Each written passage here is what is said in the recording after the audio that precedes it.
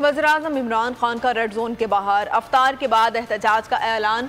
आवाम के सवालात का बराह रास्त जवाब देते हुए कहा कि ज़मीर फरोशों के खिलाफ एहतजाज में खुद भी शिरकत करूँगा। MNAs को खरीद कर दूसरी हुकूमत बनाना जमहूरियत नहीं है। खरीदो फरोख्त और बैरूनी साजिश मिलाकर ये करना जमहूरियत को गैर मुस्तहकम करने की कोशिश है। इस तरह के हालात में आवाम को एहतजाज करना चाहिए।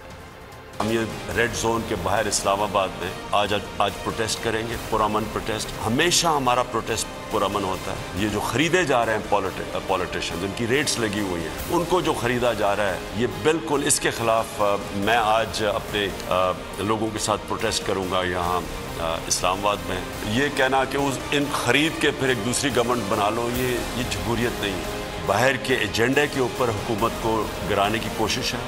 ये सारी एक जमहूरियत को डिस्क्रेडिट करना है। तो इसके ऊपर अवाम को, मैं आज सबको आपको कह रहा हूँ कि आपको प्रोटेस्ट करना चाहिए। सब्सक्राइब करें और बेल दबाएं ताकि कोई खबर रह न जाए।